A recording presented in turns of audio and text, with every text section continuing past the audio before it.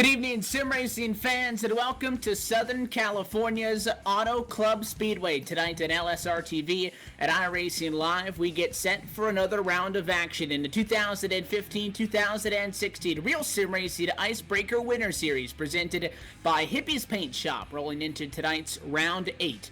At the virtual Auto Club Speedway in Fontana, California, is the California 180, and we're happy to have you along for the ride for 90 laps on 180 miles, start to finish tonight. Along with you, myself, Evan Pasoko, Andy Kassler, Thomas George, topside, Cisco Scarmuza in the producer chair this evening, and Andy, Fontana, a very fun track, very similar to Michigan as well, and the fact that it's a 2-mile D-shaped oval. We saw the pro guys take on this track just a couple of months ago now as a part of their championship. It was a very unique and exciting race. That in the Cup cars, this series in the B cars. What are some of the big differences we're going to be looking forward to tonight? Because when you take these guys out here at this kind of a track and under the lights tonight, speed's going to be way up there. They will be up there. They'll be a little bit slower, obviously, than the Cup cars because of horsepower, Evan. But at the same time, I think with the slowing down of the speed, with the draft, that's going to play a significant role, especially down the straightaways here. Your corner exit speed is going to be key to this race. We're going to have to keep an eye on that. You're going to see a lot of guys really lose some time, especially if they get real tight in the center of the corner. That's going to affect their straightaway speed in the long run, and that'll hurt them a lot too. But at the same time, with the cars being a little bit slower, we're going to have these little packs of cars. We're going to see about 4 or 5 cars all packed together, different ones, separated by a couple seconds in each one. And it's going to be real hard for some of these guys to catch them unless they can, use that draft to their advantage. So it should be fun. It should be a lot of fun, 2-3 wide racing at this track, especially, like I said, with the corner speeds. If the guys behind you get the speed and you don't, you're in trouble down these long straightaways. It's a very big track. It's a very wide track as well. That means that there's a lot in the hands of the drivers tonight, and for that we turn to our RSR driver analyst, Thomas J. George. Thomas, again, it's an exciting race always at the Auto Club Speedway. Not that I'm any good here, but I enjoy driving at this track because you can do a couple of different things. Andy talking about how we're going to find ourselves stuck in a couple of packs tonight. The draft, obviously a big factor in these B cars because they're so momentum-based, but 90 laps is a long way to go. Drafting going to be a huge concern tonight, but as well, just trying to keep the car clean and keep it out of the chaos, because I feel like tonight, based on at least what we've seen in the opening 7 rounds of this championship and how close the championship is with into tonight, just 3 races to go. We'll look at the points here in just a moment. Tonight could get pretty crazy. Yeah, and with the thing with this track is, Andy mentioned it, there's less horsepower, so the draft's going to play a major factor into this. And the best scenario I could think of was me and Jeff Ford last year. We were working together and we were using the draft, just kind of pulling away from everybody. And that's what I think it's going to have to come down to. Obviously, there's a lot more competitors in this one. Obviously, there's a little bit more aggressive drivers, so it's going to be harder to necessarily break that pack into a single file run and get some green flag racing in. But if you can find maybe those 2, 3, 4 drivers that are willing to work together and just kind of run single file and use the draft to pull away from everybody else, if we get a long green flag run, those 4 or 5 guys might end up taking the whole thing and leading most of this race. But we know, just based off the last couple of weeks, obviously, that there's been some very aggressive drivers and they want to get to the front, try and get every possible position. So I don't think we're going to have 90 laps of green flag racing tonight. I think what you're going to see is a lot of guys trying to make those moves, trying to get as close to the front as possible, get as many points as they can. And I'm going to take a gamble. I'll say maybe we'll get 3 cautions, 4 cautions, but it might be more, it could be less. You never know. We can always spit out some ideas of what we think we're going to see, and then really we don't know how the paces are going to go until tonight gets underway. Before we look forward to tonight's race, got about 5 minutes left in this 15-minute open qualifying session, which is always fun to watch. You take a look at some of the sights and sounds at the moment. So far, it's Christopher Hurlow topping the qualifying charts with a 39.392 with about 4 minutes and change left, and these guys going to keep coming out there onto the racetrack, fresh tires, try to beat that time of the draft as well, a factor in qualifying with this group qualifying, which is unique in it. But let's take a look at our championship picture, where we sit into tonight. Again, we've had 7 races completed of 10. Tonight, round 8, we'll have 2 to go after tonight to determine who's going to be this Icebreaker Series champion. It's E.J. O'Rourke at the top of the points championship right now just 13 points ahead of Matt Lacrosse, who's just 14 points behind Chad Cole in third, and then Rhett McBride 18 off the top spot in fourth spot. Names like David Comstock, Mike Kelly, Jeff Ward, Tyler Hurd, Dwayne Vincent, Nick Silver, all inside the top 10 there in points. One thing that I find interesting, if you look at some of the stats for these guys, is normally we talk about how the guys leading the championship aren't necessarily the guys that win the most races. Normally it's the models of consistency, the guys that get more top fives rather than more wins that are up there. But the top 5 drivers in the points, O'Rourke, Lacrosse, Cole, McBride, and Comstock, have all been to victory lane this season, and 6th through 10th of the points have not. So getting wins really has been that much more important so far we've seen this year.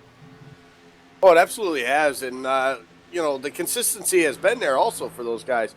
Obviously, a little bit of a mix-up with the points after last week's Daytona race. I mean, we always know Daytona's going to throw a wrench into something, and for Chad Cole, it did. He lost his points lead and lost the, but now he's basically chasing. He's 14 points back. He's got a lot of work to do because EJ O'Rourke's been, he's been consistent. He's got the win, like you said, but with an average finish under top 10, 8.4. That's pretty consistent, I would say, with these big fields that we've had. He's been solid all season long, so it's not surprising to see him at the top of the board, but those guys behind him, they got some work to do because of how consistent he's been. The points aren't going to come very easy. I mentioned Rhett McBride. Well, he's the one that took home the big win in Daytona. Brian Terry, Matt Lacrosse, David Comstock, Jonathan Cadell, your top 5 finishers from just 1 week ago in Daytona Beach. So let's look at this Auto Club Speedway. We mentioned very similar configuration to what you'll see at an MIS. It's a 2-mile D-shaped oval, banking at 14 degrees with 11 degrees on the front straightaway. So far, both in the hour practice session that's already been done and even in this qualifying session, Thomas, a lot of these guys looks like they're bouncing around a lot on track. The car's breaking loose. Some guys up against the fence, some guys down on the bottom. They're just trying to feel this track out, or are they trying to see what they can do? Because right now, again, with the dynamic tracks, which we can't really say is new to the sim, it's been around for quite some time now, you're already starting with a 50% rubber laid down from the practice and qualifying by the time the race starts. So is that rubber really going to affect these guys as far as adding in maybe a second or third lane? I don't know if it's going to add in a third lane or quite yet. I don't know if the dynamic tracks are to that point, and some tracks you could get away with it before anyway, but Auto Club here has always been a very bottom sensitive track, unlike MIS where you kind of want to be in that middle groove, whereas here you want to be right down that wide line. That's mainly because, when you look at the amount of space this track has to offer coming off the corner, it just gives you that ability to, accelerate a lot quicker. So what I think you're going to see tonight is a slot car effect. I don't think you're going to see a lot of guys necessarily running up against the wall. You might see somebody running the second to mid groove over there, but as an attempt to pinch down somebody, which is not impossible either. We've seen it done many times at tracks like this in Atlanta and Chicagoland and Homestead, where they push the issue. They want to keep that position, and at the same time they know they can make it work if, per se, the bottom lane checks up, kind of like Daytona. Everybody just, God, I'm saying too much, but it just, I think you can use that second groove, but at the same time, it's kind of a tale of caution. You don't want to use it if the car is too tight, because if you get on the throttle too quick, you're more than likely to smack that wall and possibly take yourself out along with a bunch of other cars. With the red flag going to fly in qualifying, these drivers going to be able to complete these last final laps, and then they'll hit the track for tonight's grid. So with that, we'll throw things down for tonight's opening ceremonies to Wesley Bryant for the singing of our national anthem.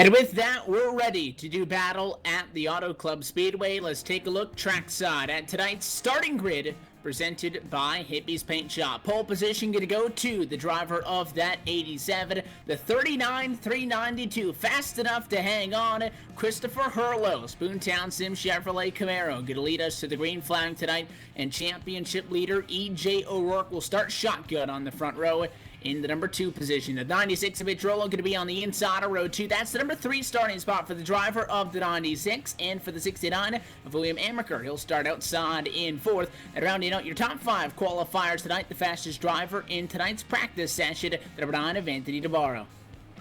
Rookie sensation in the 90, Daniel Eberhardt's going to roll off 6th tonight. 7th will go to the 17 of Nicholas Orr. Stephanie Lessentine will start 8th. 9th goes to Jeff Ward, and William Hale round out the top 10. Corbin Hemstreet going to start in 11th position. Justin Michael, 12th. Brian Terry, 13th. 14th is Rhett McBride. Chad Cole back in 15th. 16th tonight goes to David Comstock. Matt Lacrosse will start 17th position. 18th goes to Tyler Herr. Dwayne Vincent, 19th, and Scott Eckridge starts 20th. Mike Callie's Exalta Chevrolet in 21st. 22nd, Dan Murray. Mike Rominger, Doug Roth, Nelson Rivera through 25th. Jason Lester, Mike Montesi, John Abbott, Greg Omo, and Nick Silver are 26th through 30th. And in 31st position, Dale Wrench, J.R. Johnson, 32nd. And the final driver to put down a time in qualifying, the Ford EcoBoost Mustang of Joseph LaPlaca, 33rd. A couple of provisionals to round out tonight's grid. 34th, Adam Benefield, Jason Swan, 35th. 36th, William Hartman, Douglas Wyatt, 37th, and Tom Dryerling's number 6 Chevrolet at the back in 38th position on tonight's 19-row deep grid. We're happy to have you with us, as always, at a Real Sim Racing Monday night on LSRTV at iRacing Live. The pace car going to make the sharp left-hand turn, down and away. The green light for the race leader in control. To the restart box we go. Christopher Hurlow going to take the green flag, and underway we go for the California 180, round 8 of 10 on this Icebreaker Winter Series Championship at 87. Going to get up to full song already, 170 miles an hour in turns 1 and 2. Hurlow single file, so is Rolo, who bumps up to 2nd. Then Navarro jumps to 3rd. At a 69 of Amaker maintains P4. Backwards on the high side of the racetrack goes the 93. E.J. O'Rourke struggles in 1 and 2. The Donnie of Eberhardt going to take away P5. Yeah, that's a real horrible start right there for the championship point leader of E.J. O'Rourke. Just that top side, the momentum was never able to get going on that restart, getting through the gears. Everybody able to get around him, including the 15 of Jeff Ward. That will put E.J. O'Rourke back to that 7th position right now. The battle for 2nd, though, heating up. You got Anthony DeBarro now looking to the inside of Mitch Rolo. And that 9 machine on the inside, and now it is Rolo who's up in the unpreferred lane. You see no problems for the Don and DeBarro to get the job done. William Amaker putting up a good fight on the inside of the racetrack as well, and that 69 Chevrolet. He'll get the spot into 3, and with that, he'll duck to the bottom on the 9, making a battle for 2nd inside the middle of quarters 3 and 4. Look at that, some 3 wide off. Donnie and Daniel E. Eberhardt digging on the bottom. He backed off of it, though, as the 96 machine kind of stationary in the middle. A little bit of contact maybe that time between the 9 and the 96 as they went 3 wide across the start-finish line, and 3 wide to 1 and 2 again. This time, DeBarro stuck on the outside of the racetrack. He's got to back off as the 96 pushes up. We're 2 and 3 wide after turn 2, 4 wide. Look at the 15 of Jeff Ward at the bottom. Jeff Ward really making some noise right now. That shows you what we talked about earlier in the race. The center off, that's where you get your speed down the straightaways. And for Anthony DeBarro, last time through 3 and 4, that's where he lost it. And that's where Mitch Rolo and Amaker were able to get around him. Struggle a little bit off of there off turn number 4. DeBarro is going to fight back on the high side. But here comes that 90 of Eberhardt. He's now looking to try to take that position away, heading back into turn number 1. That draft playing a huge factor here. You can see it already in the straightaway, causing these guys to go 3 and 4 wide early on. Yeah, we see it 2 wide, now 2 rows deep right off the corner with the 69 to 96, and then behind the 90 and the 9. And Thomas, it's so difficult if you're a William Amaker, if you're on the outside of the racetrack, if it's Rollo, to get away, and yet it's so easy for those guys behind you to get up to you. And this is why we see these packs form. Nobody can get away from each other right now except for Herlo. He's half a second out in front. The mess is for P2 behind. Yeah, and that's just the way the track is right now. There's only 2 lanes near the bottom that are working. If we were able to maybe get the middle to high groove working, we would see some possible diversity. Is there 3 wide going out of turn 2 here? Ward in the 15 to 96, and I believe that's the 41. I can't tell from here, but they're just trying so hard to get track position because they know that it's important. If they get called on outside, they can go to the back. But unlike most tracks, they have that advantage of the outside where they can hold them off and possibly find a spot in there. But as these tires get worn and they start getting further and further into runs, and that fuel tank starts getting a little drier, a little bit lighter, these cars are going to tighten up, and they're going to need to get to that bottom in order to get the best possible arc that they can off the corner. And that's why you see they all go way wide into the corner, duck down to just below and right on that white line. The 93 going to catch the apron though. E.J. O'Rourke sideways. He'll hang on. Look at the move topside for Stephanie Lessentide and the 8 of Chad Cole, and now to Wayne Vincent, Matt Lacrosse and company jumping up to the outside of the racetrack to sneak by. You want to get low, you want to arc that corner, but you don't want to hit that white line. The flat not going to navigate well when you got those left side tires on the apron and the right side's up on the bank. A good piece of drive-in by E.J. O'Rourke to hang on to it. He's still in this race, but not a good start. Started P2. He's now fallen to 13th position. Just like that. Battle for the race lead on in turn number 1. Christopher Herlo had gotten away. Amaker got clear of the battle for a second on back, and now he'll challenge for the race lead at lap number 7. He'll go door to door with Herlo, who started on pole. He's led all 6 laps so far. Down the back straightaway, the Donnie Eberhardt giving the push to that 60 Donna on the inside of the racetrack. Amaker, though, the preferred lane. 90 going to push tight off of 4. He'll drop back and open up the door for Anthony DeBarro to take over third, but the 60 Donna of Amaker leader at the start-finish line. Yeah, it's real tough for him to pass right now without that help. Herlo's actually really good on that second groove up right now, so Amaker doing everything he can. Like I said, it's all about that center off that he can get, and he can slide up in front of him, which he does right there off of turn number 2. So give him the full lead, but you can see Herlo battling back hard. Amaker goes down to block him there. That's going to leave Herlo back to the top side, give Amaker that preferred position as they're battling side by side just behind these guys also. That was Eberhard who lost the momentum off turn 4 last time, allowed DeBarro to get back around him, and now that allows Corbin Hemstreet and Jeff Ward to get back up into the battle. As now DeBarro, he's fighting for that second spot side by side with Herlo.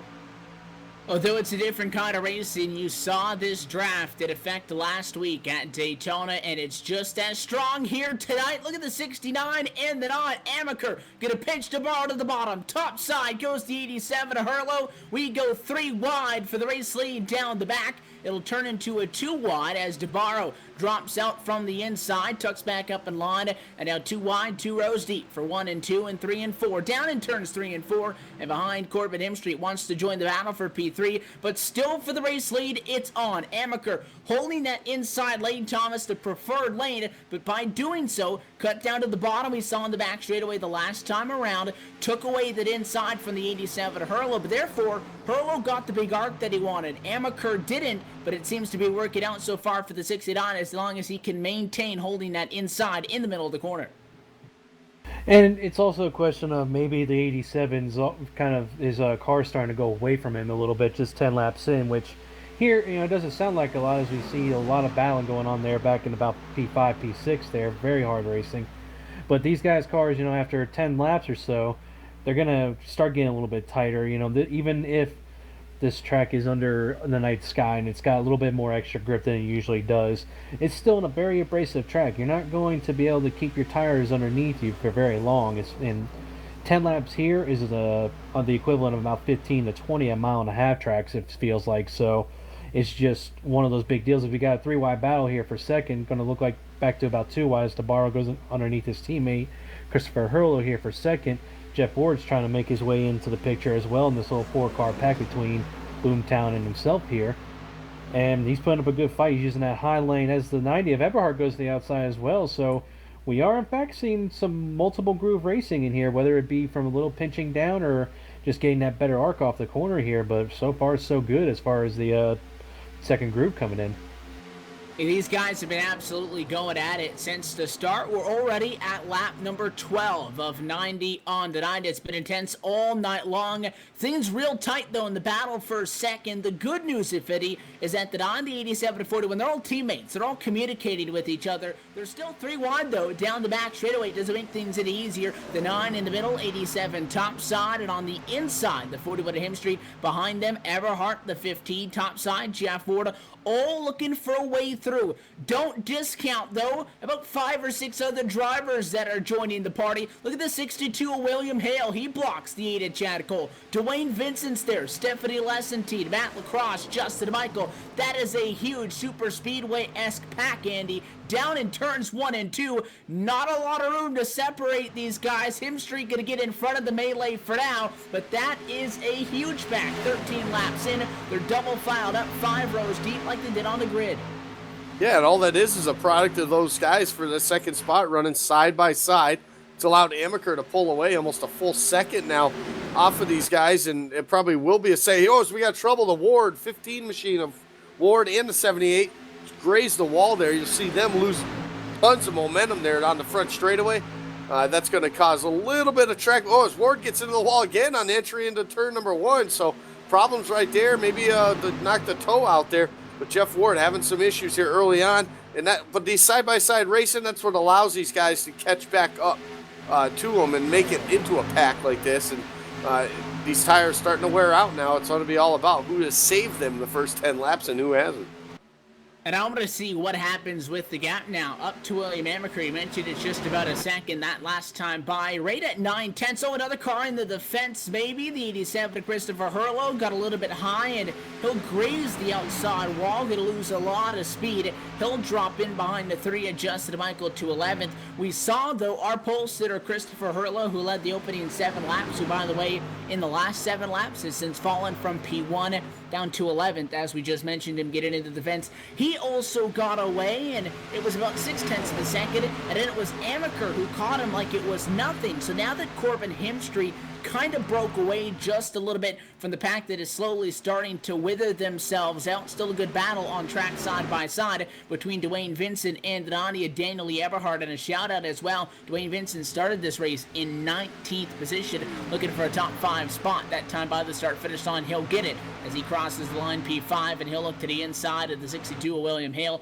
as well to take over the number 4 spot. But once they got in front of the side by side, the stalemate, they were able to use the draft to catch up to the leader. I'm looking at Corbin Hemstreet up to William Amaker. That's an 0.8 of a second. A gap is that close enough for that 41 machine to use the benefit of the draft and get back up to him, because Hemstreet almost looks like he's using that wake off of the 69 to pull away a little bit from everybody else behind him, because we're starting to single file out inside the top 5 for the first time tonight. The top 3 are all single file, and they're dispersed about a minute or at 1.2 seconds or so, I'd say, out in front of the field right now. Still in front of that side-by-side battle with Vincent and Hale, which doesn't look like to be going anywhere anytime soon, but you can see that pull and push effect by the draft. It'll spread things out, and it'll group them back up just as quickly. But at the moment, things calm inside the top 5. Outside, a different story. Battle on with that 21 of Matt Lacrosse, 17th to 7th. He looked to the bottom on Daniel E. Eberhart, couldn't get anything that time. He'll take another peek into turn 3. Yeah, he'll actually get a little bit tight off the corner, being on that inside lane, not being able to sweep up into the up towards the outside wall, makes him a little tight, and then in turn that makes him lose the momentum that he needs going down these straightaways. So it's all you don't want to be side by side with a guy coming off the corner. Going into the corner is fine, but you want to make sure you have him clear by the time you're in the middle of the corner. That's where you're really going to gain most of your time and where you make your passes on these guys. You can see it now, though, with these leaders as they start to spread out from each other. That's where it's going to make it real tough to try to catch up to these guys. And it also shows, as these guys start to split away, how quickly this tire wear, now as we're approaching lap number 20, it really takes into effect as these laps. It starts to go away around 10 to 12, and now about this time, this is where you really see who's been saving them and who hasn't, And two of the guys we talked about that have been saving them, Matt Lacrosse, who's up a bunch of spots, and so is Dwayne Vincent now in 4th. Dwayne 19th to 4th, that's plus 15.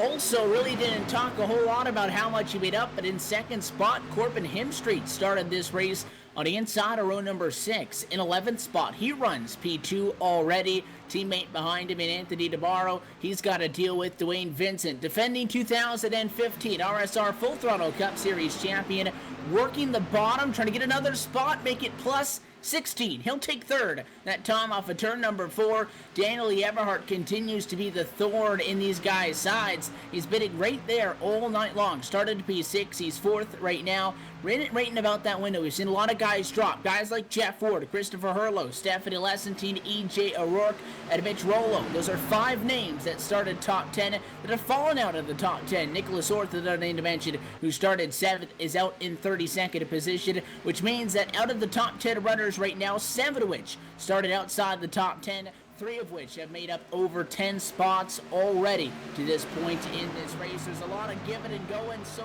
far to this point.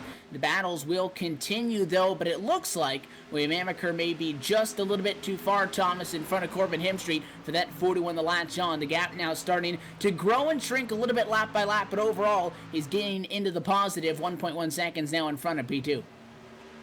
Well, it's also a matter of is Amaker there in the 69? Is he saving his tires like he should be? And I talked about it earlier how abrasive this track can be. You know, you see some of these guys that started outside the top 10. You talked about it. They moved on inside the top 10, just being patient, knowing what this track is going to be doing, what the transition is going to be like as they start to get ready for pit stops in about 20 or so laps. And you also have to factor in, what's the strategy going to be? Are we going to see the same thing we saw in the Outlaw trucks, where maybe one person, or a couple, or not one person, but a couple of drivers decide, we're going to stay out as long as possible. We're going to try and get to lap 45, and it's just going to be a matter of strategy. But I don't know if Dwayne's waiting on strategies. He goes underneath the 41 of Corbin Hemstreet for P2, and Dwayne is indeed a fast driver right now. He's actually gaining time obviously he's gained time since the very start of the race, but guys like Dwayne Vincent, they like these long green runs. They want to see this go green because they know how to save their tires better than almost anybody else in this series. The question now is a 41 to 90, are they going to kind of keep this single file, use the draft to maybe catch a leader and put themselves in a position to win the race later on? But we still got a long way to go, and as I say that, the answer looks like it's going to be no. So 41 looks underneath, get those a little bit of a block now. The 90 is going to go underneath him. It's hard to call. I want to say strategy is going to be a thing, but I also said earlier it's just aggressive racing, and these guys don't want to give up anything for anyone. It's just the nature of the beast here. And they're not giving each other much room either. You go on board with Daniel Eberhardt. He and that 41 of Corbin Hemstreet may have swapped some paint down in turn number 4, right on each other's door in the middle of the corner. When the 41 goes up to the wall, the 90 goes up right on his door. And when the 90 drops to the bottom, the 41 watches, that stays right on his passenger side door. So they're trying to use up every single inch of the track they can. We talk a lot about how the draft is a big factor here tonight, and we somewhat relate it to Daytona. However, the difference being, Andy, as caution actually going to fly in lap 24, just as we start to talk some strategy problems in turn number 2. Looks like Mike Montesi has gone around, and number 45 National Guard entry. He's not the source of the problem. This starts in front of him though, and it looks like it's big problems for the 5 of Dan Murray. Where all of this got kicked off, it looked like there was a big battle around P16. The 96 of Mitch Rollo pushed up. Dan Murray, the unfortunate victim in that one. That's about a 4-car accident. What'd you see? Yeah, it absolutely was. It looked like maybe a little bit of net code with the 96 and the 5 there into the corner, and it looks like they made contact. Not sure if they actually did. It looked like there was a little bit of gap there.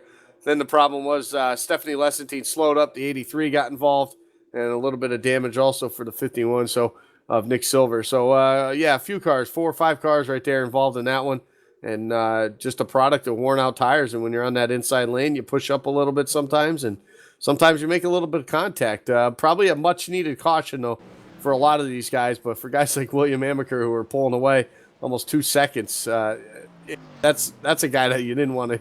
I'm sure he didn't want to see the caution. So now they're going to have to come pit side at lap 25. This could make it a one-stop race from here on out. We'll have to see how the strategy plays out. Again, all dependent on how the green and yellow flag stretches come tonight. But pit road open. Leaders headed down, led by at 69 of William Amaker. He'll head down to pit stall number 4. Dwayne Vincent going to head down just to pit stall number 19 because he's made up the most spots tonight out of anybody at plus 16. So Vincent going to come into his stall. We'll take a quick peek at the driver of the number 13 machine. Obviously going to take fuel on board. Right side tires going up, and I would expect it to be a 4-tire stop for your race leader. It will be William Amaker down at the other end of the pit lane, coming in as the top spot on track. Right side tires up, left side tires up as well. So for all your leaders, 4 tires, gas, and go. Race off of the pit lane to Wayne Vincent, 13. He'll get him at a drag race for second. Going to go in favor of the 90. Everhart going to steal P2 away as well. That was a good job by all those guys, Cruz. And while I was watching all that, the 87 of Hurlo, more problems for him. He slid through his pit box, so he'll lose a lot more positions than what he already had lost since the beginning of the race. But, man, I'll tell you, what a stop by that 13 crew right there. That was a great stop for those guys and got him out to the lead. That's right where he wanted. And as fast as he's been this first part of the race, I'm not so sure you want him out front. The rest of the field's going to have their hands full trying to chase him down. Staying out and taking over the race lead is the number 18 ADT Security Chevrolet, Jason Swan. Bonus point in the back pocket, most likely headed back pick side this time. We'll see to come down and get service, and it looks like that will be the case. So with that, it will be Dwayne Vincent going back to the front of the field, and a place that he's no stranger to so far in this championship. However, he has not finished a race in P1 so far in this Icebreaker campaign, still searching for his first win, and slowly but surely he's running out of time, and that clock speeded up here tonight. 50 points out of the championship lead in 9th position.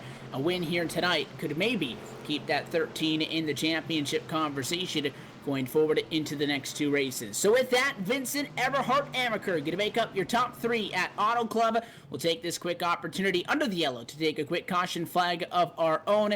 We'll be back for the restart in a moment. You're watching LSRTV's coverage of the Real Sim Racing Icebreaker Winter Series presented by Hippie's Paint Shop. Back for the restart in Fontana, California on the other side.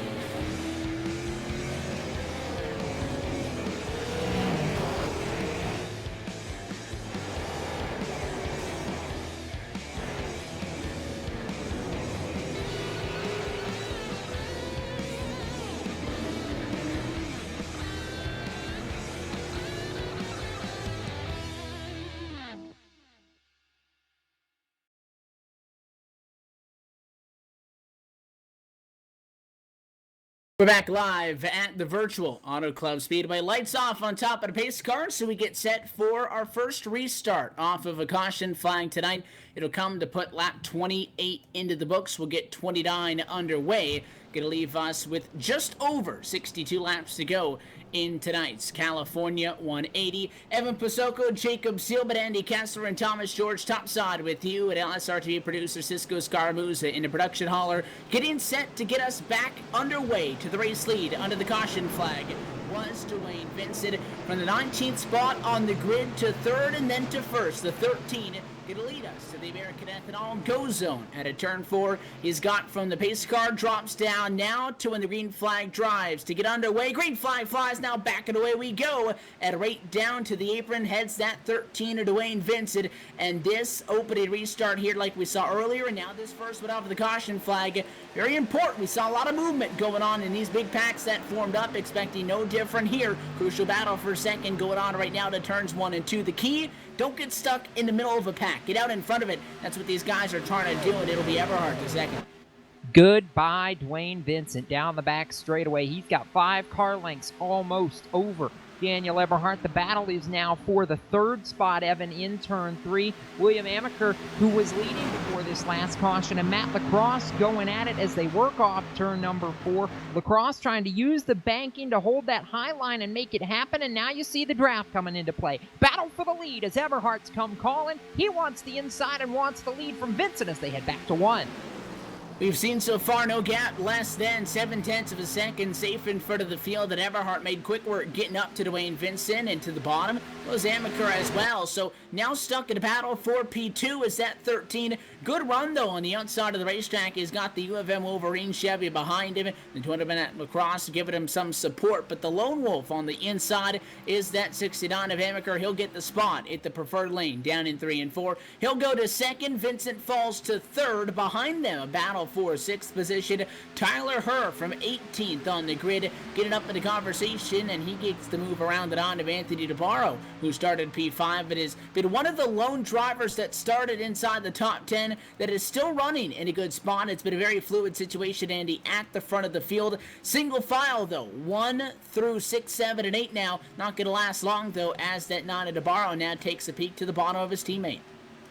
Yeah, he does take a peek into turn number 3. Had a little push there by the 55 of Tyler Herr, and that's one guy we haven't talked much about all season long. Very quietly in the top 10 in points for the season is Tyler Herr, and he's had some good runs, but very quietly. Hasn't led many laps, if any, at all in this season, so that's another one right there. Keep an eye on him as these runs go on. And we talk about the 13 of Dwayne Vincent falling back here early.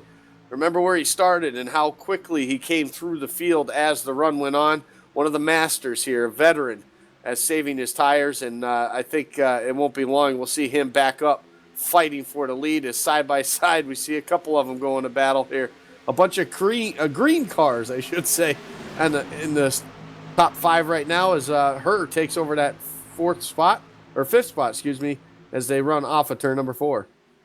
And where'd Chad Cole come from, too? He's worked his way up very solidly, about halfway through the field. Side by side now as he goes for the 7th spot on Corbin Him Street, and that basically flat black scheme for Chad Cole on the 8. He's quietly worked his way forward, riding 7th, but Evan, we're used to that. I mean, he's not a 2-time Icebreaker Series champ for nothing. He knows how to put himself in position when it counts for these races. He's not usually one to go out and lead a lot of laps, but he usually tends to lead the one that matters most and pays max points at the end of the race. So am I surprised by this? No. What I am surprised by is Matt Lacrosse and how far he's fallen back after the last restart. Restarted up towards that front row. Now he's having a battle to keep from losing another spot to Tyler Herr. That's for 5th.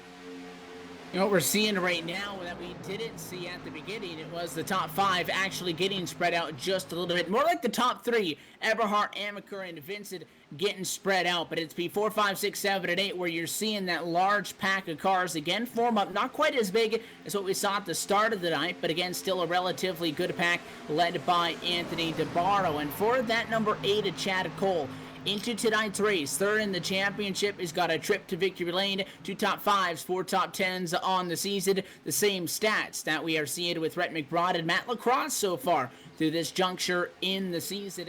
are having a relatively okay night, but all of those names, like a Her, 18th, Chad Cole, 15th, Lacrosse, 17th on the grid, not the best qualifying efforts for guys that were top fives in the practice session, making their way up through. I'm impressed, though, with Daniel Eberhardt in front of the field, Thomas, because we had seen that if a leader was not, way out in front, it was easy to pass him. Well, that 90 of Eberhardt, he kind of caught the 69 in a good spot. He didn't get so far out in front that when that 69 caught up to him, he was doing 5 or 10 miles an hour quicker. That 69 of Amaker is just there on the bumper. He's got the draft, but he's not being overly aggressive about it at the moment. The 90 machine doing a good job of running his lane, protecting that preferred groove, obviously the bottom of the racetrack, and Amaker not forcing the issue. So we talk about how important tire conservation is. Maybe some of these guys that started to go to the deep end at the latter stages of that opening 25-lap stint for going hard early, maybe backing it down just a little bit here off of this caution flag, because things a lot more civil inside the top three.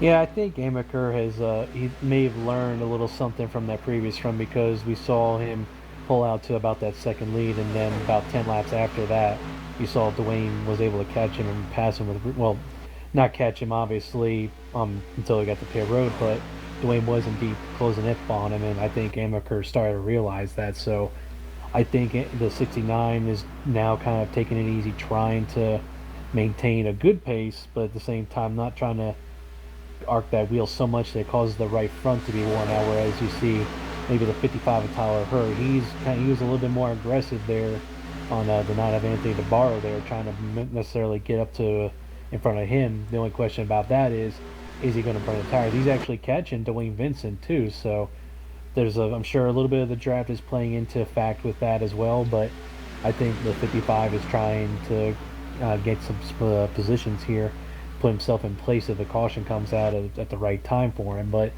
I think now these guys know that the track is still abrasive, despite the fact that we are under the lights and that there is a little bit more grip. But that's a little bit of a danger factor to it, because you're susceptible to overdriving the car, and you don't want to burn up your equipment too early, because if this thing does stay green for an extended period of time, if it happens to go green the rest of the way, at a track like this where time and track position is so important, if you lose even just a little bit of it, you can end up ruining your race for the rest of the night.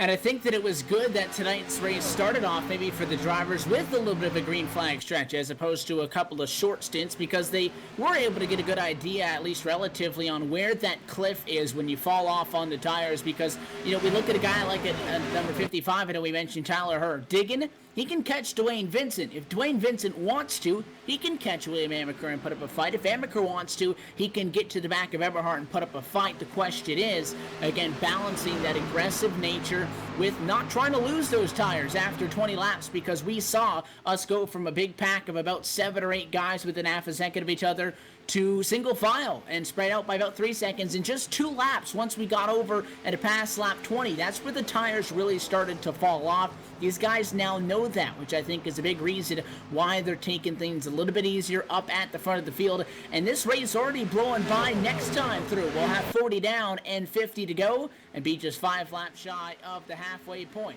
In the California 180, a little bit of contact back in the back, though. The 3 adjusted Michael battling inside the top 10. Close call off the corner with the Toyota Matt Lacrosse, who came down, caught him in the right front just a little bit. That's a 4-car battle off the corner for what's going to be the number 6 spot on track, led by DeBarro on the outside.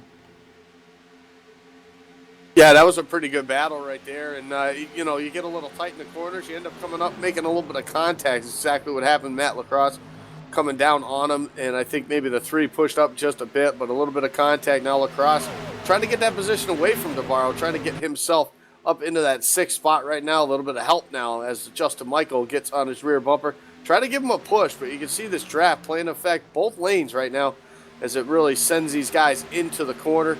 It's all about that corner exit speed, and on the bottom when you got a guy on the outside, just like right there, Matt Lacrosse cannot go up to the wall. He loses a bunch of ground, and now DeBarro fights back on the high side. And the inside for a place that has been the place to be all night long. Not the best spot in this battle, but that 9 machine being stubborn on the outside, not giving things up. But we talked about multi-groove racing. Well, the outside has been there, and mostly it accounts for the guys on the outside of the racetrack taking away a lot of the arc off the corner and arc in on the corner from the guys on the inside of the racetrack. So for that nod of Anthony DeBarro, the key in that case is he needs to get as low as he can to get the best arc, and also the key for him to be successful is to make sure that 21 can't go up the racetrack to make the arc in, and it can't swing wide off. So he's got to pinch him down, basically take the bottom lane away from the car on the bottom, and the Nine Machine did that beautifully that time to maintain his running position in P6, albeit now 1.5 seconds off the top 5, who have single filed out and now go side by side for 4th, just a little bit behind your podium runners at a turn number 2. To the inside of the racetrack goes Chad Cole. He'll put a move on the 55 of Tyler Herr, who's on the outside of the racetrack, that battle side by side down to turn 3. And down to turn 3, it starts to settle itself out a little bit, at least through the top 10 or 12 right now, Evan. And I'm looking all the way back now, 15th, 16th. We got a little bit of a horn. It's a giant green hornet's nest going around Nick Silver in the 51, who's going side by side now with the 70 of Scott Eckridge. That's actually a battle for 14th position. You got the 67 of William Hartman just behind them, as Eckridge going to make the pass pretty easy off turn number 2, or at least it looked that way for a brief moment. And now they go back side by side. Silver with the advantage now down to turn 3, using that high lane to make it work. And as they continue to do battle, we continue to try and scrap back at the front of the field. Chad Cole and Tyler Herr are looking like they're going to scrap again, and just behind them you've got Matt Lacrosse ahead of a battle between Corbin Hemstreet and Justin Michael for 8th. And the 41 and the 3 Machine have been involved in a couple of fights so far. And tonight, Justin Michael, one of the drivers who's making his way up through the field a little bit more quietly than some others. The name that pops out just behind him, how about Mike Kelly, the 02 Machine, 21st to 10th. He's got a front row seat of that battle in front of him with the 3 and the 41, and you see that 3, a little bit of a late arc into the corner. The 41 can't make that sweeping move down to the bottom of the racetrack. With that, the inside wins, the outside loses, and such a big run for Justin Michael. And look at the 41, Corbin Hemstreet, he'll go 3 wide, a whole lot of speed at a turn number 4 to get around the slow 21 Matt Lacrosse, who had to check things up. Again, the run off the center of the corner and down these long straightaways is everything at this Auto Club Speedway. 45 down though, and 45 to go in Southern California. Let's take a look at our iRacing.com midway race leaderboard, presented by iRacing.com, the leader in motorsport simulations and the official sim racing partner of NASCAR. In front of the field right now, the Nadia Daniel E. Eberhard. He'll lead at the cross flags this time by William Amaker just behind him in second. Wayne Vincent skated in third. He'll drop to 4th as Chad Cole gets a spot on him. Tyler Herr right on the bumper at a good battle inside the top 5, running in 5th. Anthony DeBarro scored in 6th right now. Justin Michael is 7th. Matt Lacrosse is 8th. 9th is Mike Kelly, and Jeff Ward is 10th. Yeah, behind them it was just a mad scramble, Evan, as Corbin Hemstreet was running in the top 10 and pounded the outside safer barrier off the exit of turn number 4. He drops outside the top 20 and heads to pit road right now. So 11th is going to be E.J. O'Rourke. 12th, William Hale. 13th, Nick Silver. 14th, Scott Eckridge. And 15th is Mike Rominger. Hemstreet going to fall away from the 16th position. William Hartman 17th. Greg Omo, Nelson Rivera, Jason Swan is 20th. 21st currently right now is the 92 of Brian Terry. Second place finished last week, trying to back that up. Rhett McBride is in that 22nd spot. 23rd right now is David Comstock, Stephanie Lessentine, Joseph LaPlaca, 24th and 25th. 26th goes to Doug Roth, Nicholas Orth in 27th.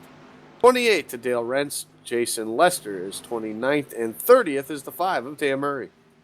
And then just behind in 31st, J.R. Johnson, Mitch Rollo started 3rd, back in 32nd. At the moment, 33rd is John Abbott. Corbin Hemstreet, we mentioned in the defense. His night is done. They're going to wheel that car behind the wall. He'll find himself at about 36th or so before it's all said and done. Only driver now 1 lap down, going to bump up to 34th, going to be Douglas Wyatt. And then we'll have the DNF for Corbin Hemstreet. Tom Dryerling out of the race in 36th, as well as the same story for 37th and in 38th, Adam Benefiel and Mike Montesi. So it is Daniel E. Everhart in front of the field, and William Amaker, one of our top runners in tonight's race, the number 69 machine, running inside of a battle inside the top 5. He was second, just behind Daniel E. Everhart. We talked about connection problems on the sim. Well, he's nowhere to be found, and it has nothing to do with the fact that we're under the lights tonight. That car not on track, and when somebody's gone for this long, Jacob, expected him to drop out of the sim, and that would be a tough break for a guy that was running P2. It really is. I think Amaker had arguably the fastest car on the property, and to see him now basically out of a chance to win this race, really, really disappointing for him, because I think he had a good shot at it tonight. And now that leaves the rookie versus the veteran. Eberhart and Cole going to be at the front of this field, but Eberhart's got a pretty good run out in front of this field, about 10 car lengths, 3/4 of a second. Tyler Herr, Dwayne Vincent, Anthony DeBarro, the top 5, and they've kind of broken away from 6th on back, Evan. It's about another second from the time you get to DeBarro before you find Justin Michael, Matt Lacrosse, Mike Kelly, Jeff Ward, William Hale, that whole battle. Everybody's kind of separated into a couple of little packs here, but a good battle for 6th now between Michael and Lacrosse. And not the first time tonight that we've set a battle between the 3 and the 21, and I can probably guarantee you not going to be the last. They've been around each other all night long. They both moved up through the pack. Again, Michael started 12th, Lacrosse started in 17th. They both run inside the top 10 right now. To mention Mike Kelly in 21st position on the grid, moved up to about 12th. Well, now he is in 8th position. So tonight, the night of movers. And now just official in the sim, William Amaker received a throughput fall to an unacceptable level. He has dropped connection from the sim. He'll look to reconnect, but not in time to have any sort of a good result. He's already 2 laps down, and that is one of those unknown scenarios and something that is nearly impossible to control on the sim that takes William Amaker, your second place runner at the halfway point, out of this California 180. Inside of the final 40 laps in Fontana, and it is old Daniel E. Everhart in front. Chad Cole trying to reel him in. The gap down now to just half a second between the 90 and the 8 machine. We'll step away. We'll go LSRTV nonstop so you don't miss a moment of the action. But the 90 car in front of the California 180. You're watching the RSR Real Sim Racing Icebreaker Winter Series presented by Hippie's Paint Shop on LSRTV, the voice of sim racing.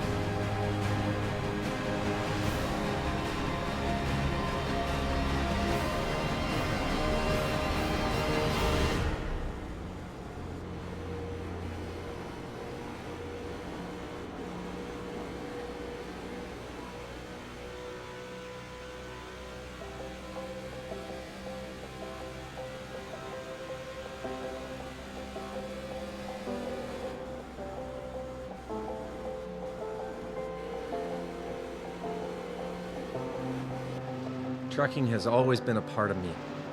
It started years ago when my dad and granddad were hauling vegetables to market in Liverpool. The family immigrated to Canada in the late 60s and settled near Alliston, Ontario. I bought my first truck in 1982 and Mercer Trucking was born. Today, Mercer Trucking has over 50 trucks in terminals in Toronto and Los Angeles. Our storage facilities at both terminals can handle any size of distribution needs throughout North America. We service the continental U.S., including Hawaii and Alaska. We run over 120,000 miles per month with some of the best equipment on the road today. We specialize in less than truckload shipments, show freight, we do rush team service deliveries, and haul your refrigerated or heated product. Our regular team service from Canada to California is second to none, and our staff and drivers are among the best in the business. I'm proud of our people and what they can achieve. Trucking is in my blood, it's my livelihood, and it's what I do best.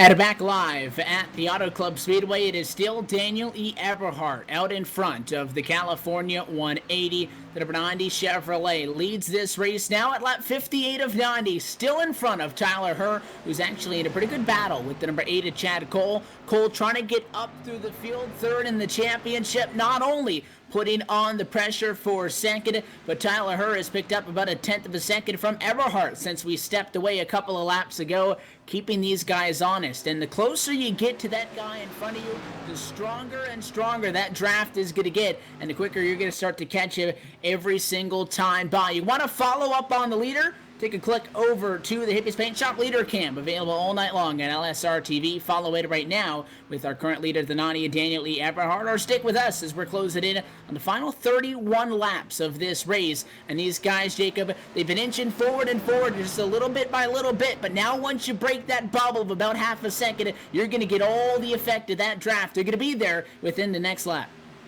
Yeah, and we're also starting a cycle, I think our final cycle of pit stops as well. Several of them. Jeff Ward's coming in, William Hartman, Daniel Eberhardt actually coming this time along with the 55 of Tyler Herr. So that's going to give Chad Cole a bonus point as he goes to the lead. But Andy Kessler, two of our front three, the leaders are in.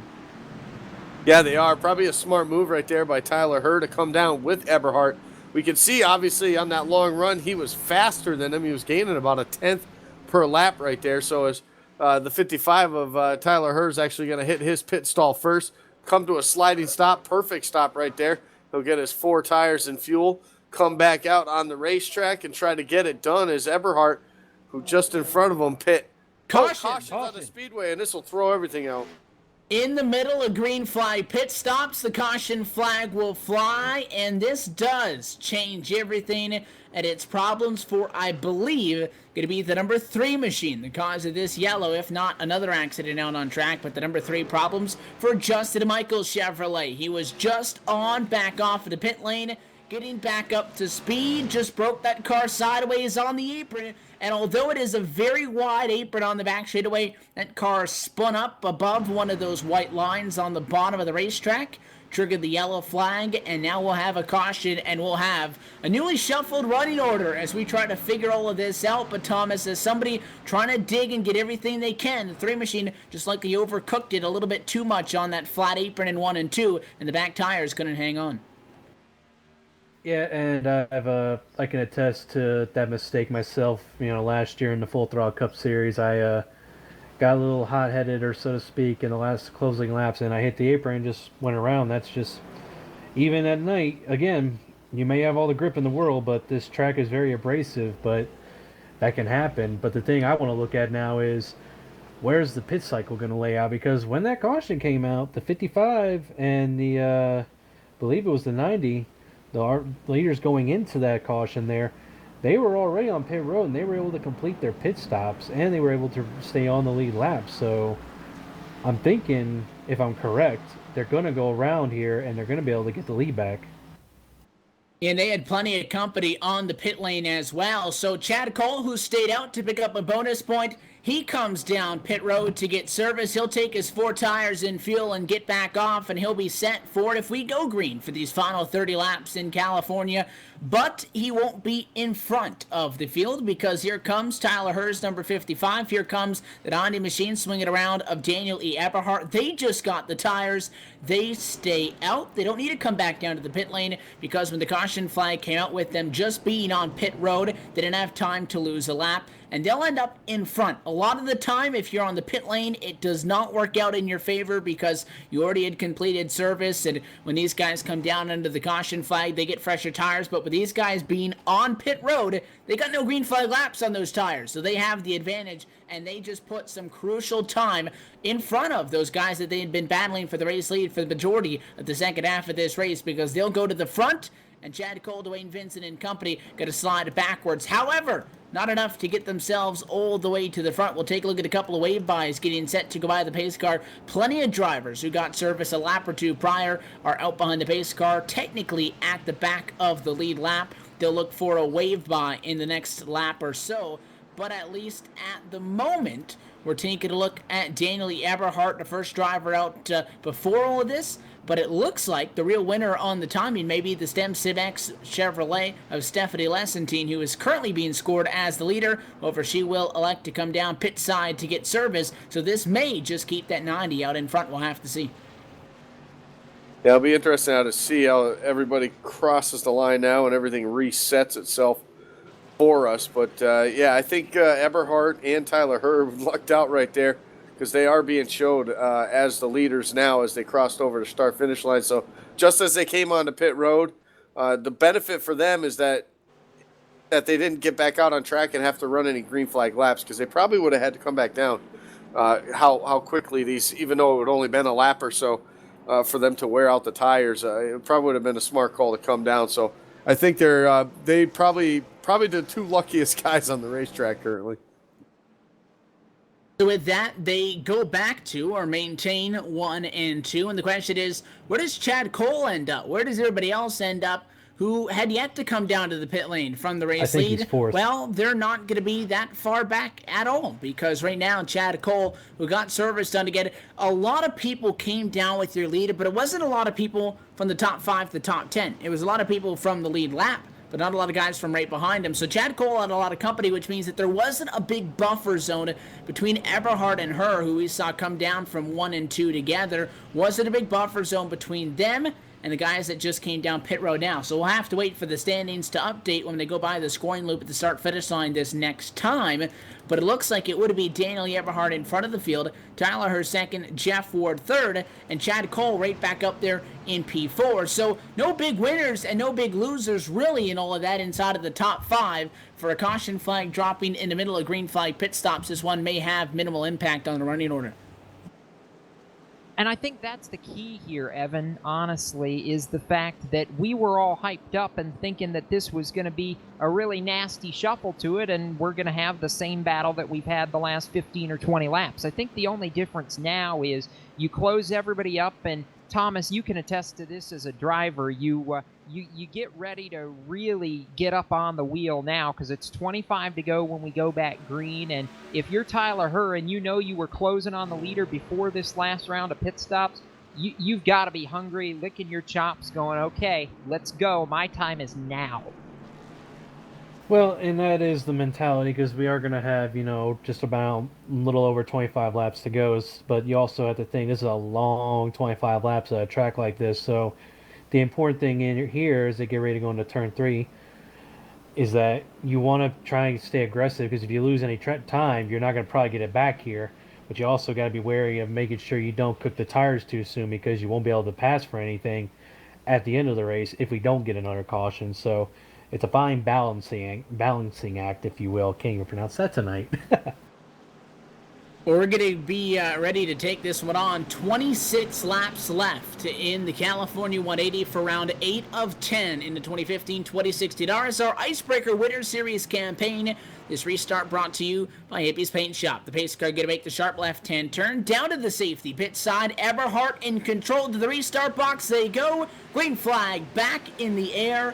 26 on the board that time by with 64 down, and a 90 machine going to be able to get single filed out in front to Tyler Hurt in second, the 15 to Jeff Ward, and Dwayne Vincent behind in fourth. Our single file into turns 1 and 2. P5 going to go to Matt Lacrosse, so single file and orderly in front for now. Don't expect that to last too long. Eberhardt about to run over down the back. Here comes the pack. Yeah, and here's the idea now. If you're Tyler Herr, you want to make the move, and you want to make it right here because you may not get another chance. Herr, looking to the middle groove of the racetrack. He wants some banking. He wants a shot at the lead. Off turn He's got the run. He's got a little bit of help and a run. Behind him, Jeff Ward's coming. Herr trying to go. Eberhardt throws the block to the bottom of the racetrack. Top three run in lockstep. When do you make the move? We find out in turn 1.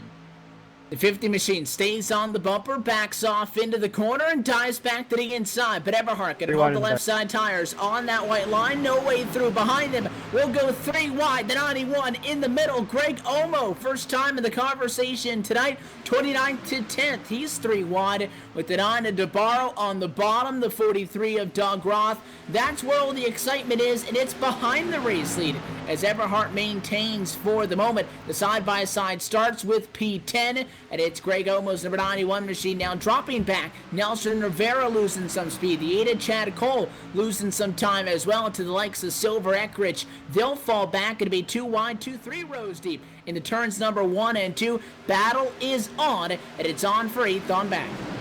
Yeah, and it's getting really dicey here. Chad Cole has the position that everybody wants. Nelson Rivera, Anthony DeBarro, Omo, Roth, Herlo, Lessentine, they're all in this mix. It's a hornet's nest for about 7 spots from 8th through about 15th, and even a little bit further ahead of them, there's a 3-car battle going from 5th through 7th. Matt Lacrosse has it. Nick Stover, Scott Eckrich, they've been looking for the last 3 laps to try to find a way by. Silver keeps looking, keeps peeking to the high lane. No dice. Lacrosse holds it. Now the crossover as they go side by side. Herr's tracking down the leader in 1. Or that 55 machine on the bumper off at a restart, but wasn't able to get a run to the inside of the racetrack. Donnie shut the door when the 55 had the momentum, so he'll play the intimidation game, ride behind him, let the 90 machine know that he's there, and if that 90 machine opens up that bottom just a half a car length, the 55 is going to shove the car in there. Eberhardt high at a turn number 4, look to the bottom, not there. The Donnie shuts the door again. Down to the apron, protecting that preferred lane. The 55 thinks about staying on the bottom, but he won't. He'll stay on the back deck lid all the way from turn 4 down through turn number 1. And with these two running single file, here comes Jeff Ward, the 15, into the conversation. Trying to make it a battle 3 ways for the race lead in front, but it is still the Dondi, it is still the 55, and playing chicken for P1 and 2. They are, and I'm looking at this top 4 right now with Dwayne Vincent, and that was one car who pretty much just right from the get-go drove his way all the way up to the first spot there, especially after a pit stop. But after these last 2 pit stops that these teams have made, he really hasn't gained any ground on anybody. Dwayne Vincent, even over the long run, especially that last go around there, Dwayne Vincent was pretty much been stuck in that 4th or 5th spot right now. So pretty surprised to see that here. But these top 3 right now, they are the class of the field as we wind down the laps here. This time by, we're going to have 20 to go, and Eberhardt just hanging on to it now. Probably doing a lot of guessing of when's this guy going to make a move? When's he going to do that? And he's probably doing a lot of driving looking through that rearview mirror rather than the front windshield. 70 in the books, and just 20 will remain. As you mentioned, this time by Eberhardt, Herr, Jeff Ward. Run 1, 2, and 3. It is the Gary Mercer Trucking. 20 to go at Fontana. Thomas, who you like it right now? Eberhardt hanging on. Tyler Herr, though, has some speed. I want to say he's being patient in the fact that he hasn't passed him yet, but that's not really true because he's still on the bumper. He's applying the pressure right now. It looks like a waiting game. These 3, though, look pretty even up front. Yeah, I think Tyler has a really good card, but it's hard to say for certain. You know, you got 2 hungry drivers in the 90 and the 55 there. The 55 trying to find something. He's all over that back bumper. It looks like he's going to try the high side here. He's definitely got the run here. Jeff Ward's going to go up with it. He's another hungry driver too. He's had a lot of bad luck in this Icebreaker series, so he wants to probably get a win too, to at least redeem himself. It's too close to guess. I want to say the 55, but I can't say for sure. But he's got the rug coming off of turn 2. Here we go, boys. He's going down the back stretch, going for the lead in the 3. Can he get the momentum to clear him? Let's see if he goes. He gets on there, dives into 3. Oh, is the 90 going to pinch it? No. Now he's going to let him go. He's going to try and maybe do a crossover. I can't tell. But, oh, Tyler Hurd going for that lead in that LSRTV for Laura Lawson, coming to under 20 to go now. And for that 90, Andy, just behind him, kind of gave up the spot. He didn't want to fight him back for it, but Everhart's still in the conversation. He could have maybe crossed him over or tried it or gone to the high side, but he risked getting out of line. Everhart takes the move to get back in line. He'll regroup, try to get back at him, but is that 55 too fast? Hey, I'll tell you what, over the last half of this race, that 55's been, I think, the car to beat. He's been faster than everybody on the racetrack with new tires and with old tires, so he's definitely going to be a hard one to get around here. Obviously, there's tons of guys right behind him, hungry for wins, and obviously with the talent and the speed to get it done also. So I don't think it's in the bag at all for the 55. I think he's got a real good shot at it, and I think he's probably one of those guys hungry to win. I think Eberhard let him go right there. He didn't want to battle him side by side, knowing how many other cars were right behind him, because if he battled them side by side, I think he would have been stuck on the outside. You'd probably be seeing him back in 8th or 9th spot right now. So I think that was a veteran move by a rookie for Daniel Eberhard, and right now still finds himself in that 2nd spot. So I jinx everybody. So I'm going to take the 92 of Brian Terry to win this thing. You know nice what? Until Andy just finally said that, all you guys were having a whole lot of fun and doing a great job of dancing around actually picking somebody. I, on the other hand, am going to go concrete quickly, and I don't like either of the front 2 right now. I'm keeping my eye on the one guy that hasn't made any noise in this battle yet, but knows how to do it when the time is right. Yes, it's a green car, but it's the 15 of Jeff Ward. Veteran, he's won a championship in this B car with RSR. He did it in the Asphalt Assault Series last season, and he's won races in all 3 cars in RSR. I think Jeff Ward has the mentality, has the veteran experience to know that now, with 15 laps to go, Evan, this is when you see exactly what this car's got. This is when you put it all on the line. He's been lurking. He's waiting for either of those 2 to make a mistake, or maybe he forces a mistake and behind them they're 4 wide. And the 70 machine's getting knocked around in the middle. That's Scott Eckrich not finding any friends inside the top 10. They'll double file up with the battle for the race lead on. I like the 55. Of course, when you're in the race lead at 15 laps to go, that gives these guys plenty of time to think about something and try to set him up. He's got a big target on the back of that 55 Chevrolet, but at least for now, in front of Daniel E. Eberhard and Jeff Ward.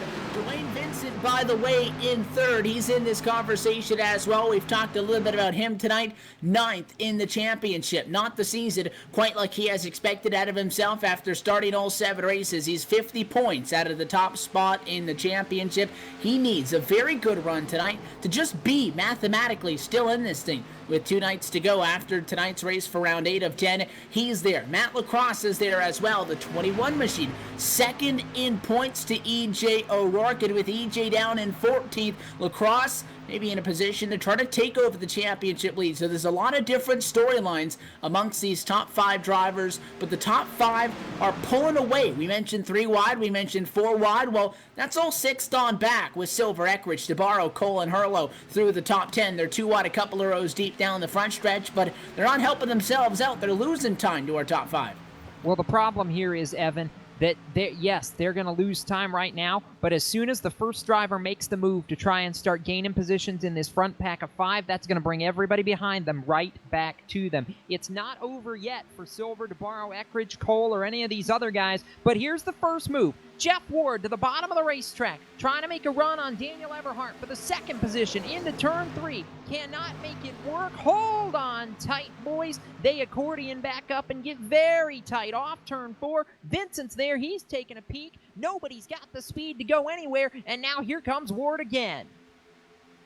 And now with 12 laps to go, it becomes you don't want to make that move too late, because we start talking about a couple of late race restarts here. If we get wadded up with a couple of these guys going at it like they are, it's all bets off. That 21 machine looking to the outside of the racetrack, not going to work that time. Dwayne Vincent shuts the door on him as the 21 went a little bit too wide. Not the first time tonight we have seen Matt Lacrosse, I will note, get a little bit overzealous off the corner, have to back things off a little bit. Cost him 3 spots earlier in this race in turn 4 alone when he was trying to gain some time on a car just in front of him. But he's able to stay latched onto the back of Vincent, who's still on the back of the 15 to Jeff Ward. So it is still the top 5. There you go to 13 to the bottom, and he'll put the left side tires on the apron across the start-finish line, Andy. Side by side for third. Vincent wants second. That door going to be shut, but he tries to take over that final step on the podium. He'll slide up and take the run away from the 15 machine. Yeah, he had to slide up in front of him right there. If he didn't, that would have gave Ward the advantage on the outside, and that still would have put him side by side going back into turn number 3. So for Dwayne Vincent, the move he needs to get back up here and try to battle these guys for the win, that was exactly what he had to do, and used all the racetracks, slid right up in front of him. What an amazing race going on right now with these top 5 crossing the line now with just 10 to go. You see that on the back of the 55. I know we've made a lot of relations to Daytona last week as returns to the draft and such, Thomas, but I mean, those guys were pushing at the front of the field. The 55 Donnie getting physical now, late. Oh man, with less than 10 laps to go, everything is pretty much all out the door here. It's who can make the run move at the right time. You know, they're using the draft, they're using any way they can. Those tires are screaming, they're trying to find any way to get a good run off that corner. And I don't want to say any names, but remember, the cream always rises to the top, and I always, I keep an eye on Dwayne. Yeah, Dwayne Vincent, we know that he knows what to do on Monday nights. Defending Full Throttle Cup Series champion, has not quite had the season he wanted yet, as I noted. But if you get a peek, do it late. Get a good run. Well, the 13 is there. Matt Lacrosse is there. Those are RSR veterans. And then you have Daniel Eberhardt, a talented driver, in second. And Tyler Herr looking to go to RSR victory lane in front of the field. Going to make me just steal this one away from all of these guys to get her P8 in the championship, 48 points off. Well, in this conversation, if he can pick up the W tonight, he's looking for his second top 5, fourth top 10 on the season. If he can maintain where he runs, but most importantly, in search of that first trip to victory lane. Now inside of 8 laps to go. Herr, Eberhardt, Vincent, Lacrosse, Ward, still the top 5, and they're still 1.1 seconds in front of P6 on back. But now Chad Cole, Anthony DeBarro, and Scott Eckridge, 6th, 7th, and 8th. They're single filed out. They're catching them, getting set to make it at least a 7-car battle for the race lead. Evan, is Dwayne Vincent the wild card here? If he can get up there and challenge Eberhardt for that second spot, is that what Tyler Herr needs to maybe hold on to control of this race? I'm worried if Eberhardt stays on his bumper, I'd be worried about the 55 making a mistake right here. We talked about her on the bumper of Eberhardt, applying the pressure, almost trying to force that 90 into a mistake, make him make an error, and then you take his lane away from him. Well, the 90 paying the favor back to the inside of the racetrack. Not enough room that time, but you can see that that's the plan that Eberhardt's got. The 55, though, I'm impressed with how long he's been hanging on in front of these guys. You're about to see him, though, make these cars a lot wider than they have been all season long. Vincent almost splits the gap. Eberhardt to the bottom. That door shut once again, and Nani drove it in hard. He'll lose speed off the corner. Vincent can't get to the inside, though. They touch in turn 4. Advantage to the 55 by now 3 car lengths. I told you, I'm liking it. Dwayne Vincent was going to be the wild card here, whether it gave the 55 the race or lost it for him. Now they've got to move to the bottom of the racetrack again to defend, and Matt Lacrosse still using that high lane. He wants the momentum to get around Vincent for third. He may be able to do it, Andy, right here down the back straightaway. If Lacrosse can get clear, that would really shake the deck up. Yeah, that would. It's going to be all for Tyler Herr to win this thing. It's going to be all about somebody trying to get up next to Daniel Eberhardt in that second spot off of turn number 4 here. Lacrosse into the wall right there. That's going to ruin his momentum right there. That's going to leave it now just a 3-car race, as you see the 8 of Chad Cole and the 15 of Ward now going to split him going into turn number 1, 3 wide for that 4th spot. The Lacrosse continues to struggle off the corner. That's not the first time for the 21. Battle for the race lead. In turn 2, Eberhardt to the bottom of the racetrack. Tyler Herr going to try to hold on the defensive line on the outside. 4 laps to go. This time by inside of the window where a caution flag would end this California 180. Eberhart clear. The crossover inbound from Tyler Herr. A big run in turn 4. Eberhart too high. He'll have to get out of the gas. Nearly kisses the fence and Herr back to P1, and he'll bring Vincent with him to second. I told you, Dwayne Vincent's coming, and he was going to be the spoiler, perhaps, Evan.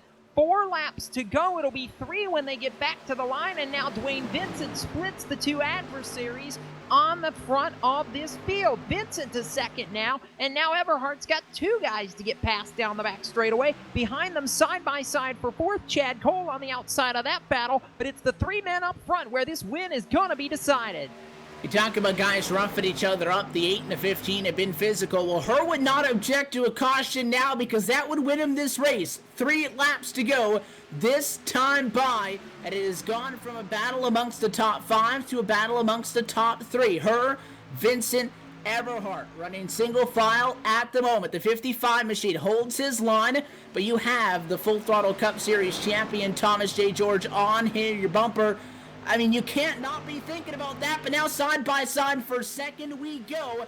Eberhart to the inside, and that's going to work in favor of the 55 if these guys battle for long. Here comes Eberhart now to the inside of the racetrack as we were coming to 2 laps to go right here. Now the 90 and the 13 wheel to wheel for the top spot as they come to double popsicle sticks. That's going to allow Tyler Herr to play defense as they're wheel to wheel. Herr's out in front by 2 car lengths. They're back to turn 1, and still the battle rages for P2. And if that 13 gets clear on the outside, or if that 90 gets clear on the bottom in 3 and 4, they have an extra entire straightaway to work. The 90 on the bottom of the racetrack, he'll get clear, so it's Eberhart to second, but with just 1.5 laps left to go, can he make up those 3 car lengths? I think he'll get to them. Can he do anything with it, though? You got to play your cards right. You got to play your cards right now. Tyler Herr, he's going to see one of the 2 flags he wants to see. That's the white flag right here as they work off turn number 4. Bail out. 1 lap to go for the rookie as he searches for his first RSR win. Final time back to turn 1. The 90 machine sits 2 or 3 car lengths off into turns 1 and 2 for the final time. Vincent going to drive it in hard. It's a battle for second at that point. Eberhart just not close enough to use that draft to his advantage. Back straight away for the final time. The battle side by side for second at 3 laps to go may be just what the 55 needed to get the gap to hang on. For the final time in turn number 4, Tyler Herr from 18th on the grid off the final corner and reporting to RSR victory lane for the first time. Tyler Herr, RSR Icebreaker winner in Fontana. How about that as they cross the stripe and Eberhart comes up short by just a skosh, a quarter second the difference at the flag, and he goes and gives Tyler Herr a bump on the rear end as he works through 1 and 2. Vincent, Cole, Ward, the top 5, Lacrosse, DeBarro, Nelson Rivera, Christopher Hurlow, the pole sitter, makes it all the way back to 9th, and Greg Omo in 10th, but the congratulations all around. Your first RSR win is one that you remember for a lifetime. To beat the 3 veterans that arguably, Evan, have done more in this series than anybody else in Dwayne Vincent, Chad Cole, and Jeff Ward, this is a moment that Tyler Herr remembers the rest of his sim racing career. And that 55 going to come at a turn number 4, and he'll burn down that special paint scheme on the 55 LSRTV Chevrolet. Big win in Auto Club Speedway here tonight, and a well-deserved one as well. You saw the tap to the back bumper by Daniel E. Eberhart, an acknowledgement of a good, hard, and clean race to the finish here tonight. Andy, enjoy watching that one. That one down to the wire. Always a good time to see somebody make it to RSR victory lane, though, for the first time. And we've seen many a name that we see in this series and names that we see all year long with RSR and trucks in these B cars and a Full Throttle Cup Series as well. Couple of names we remember their first time wins, and they've gone on to victory lane plenty of time since. Tonight could be the first of many for that 55. Yeah, he's been flat out, like, I've seen him race many times in different leagues over the last year and a half, and just the progression from him, coming in as a rookie into iRacing to begin with, just probably about a year and a half ago, and just to see him now and then to come over to RSR, probably one of the top, I would say the top leagues as far as a fixed series goes, and to come in here and get a win like that over some of these veterans that Vincent was up there, Ward, Chad Cole up there in the top 5. This is just absolutely phenomenal, and what a great job, and a special paint scheme on it to boot. I mean, this is just this is a win he definitely will never forget. And we look forward to getting his comments as well, because he drove that car down to the virtual Gatorade victory lane. We'll catch up with your winner, Tyler Herr, as well as your other top finishers in a moment when we return with the LSRTV post-race show from Fontana. Back at a GIF, you're watching RSR Real Sim Racing Icebreaker Winter Series coverage on LSRTV, presented by Hippie's Paint Shop. The wrap-up from Fontana in a moment.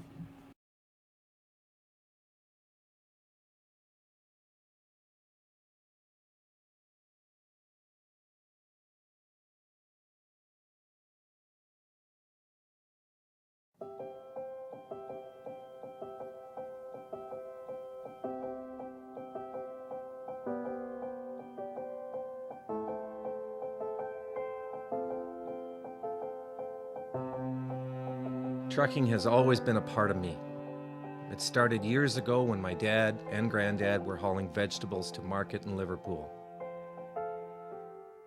The family immigrated to Canada in the late 60s and settled near Alliston, Ontario. I bought my first truck in 1982 and Mercer Trucking was born. Today, Mercer Trucking has over 50 trucks and terminals in Toronto and Los Angeles. Our storage facilities at both terminals can handle any size of distribution needs throughout North America. We service the continental U.S., including Hawaii and Alaska. We run over 120,000 miles per month and some of the best equipment on the road today. We specialize in less than truckload shipments, show freight, we do rush team service deliveries, and haul your refrigerated or heated product. Our regular team service from Canada to California is second to none, and our staff and drivers are among the best in the business. I'm proud of our people and what they can achieve. Trucking is in my blood, it's my livelihood, and it's what I do best.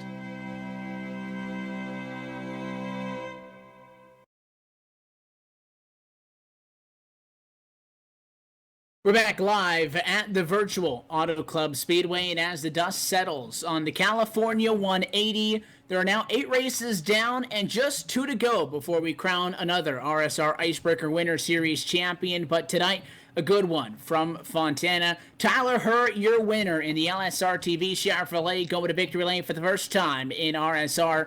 He finishes in front of Daniel E. Eberhardt and Dwayne Vincent, who come home inside of the top 3. On that notion, as we welcome you into the LSRTV post-race show from Fontana, we'll pass things down trackside. Andy Kessler with our third place finisher. Not quite a W, but a big step in the right direction for Dwayne Vincent. Still in this championship picture, albeit not in a good spot, not where he would like to be with 2 races to go, but a good run tonight keeps his name in the conversation with 2 races to go. And Andy, you've caught up with none other than our third place finisher tonight, Dwayne Vincent.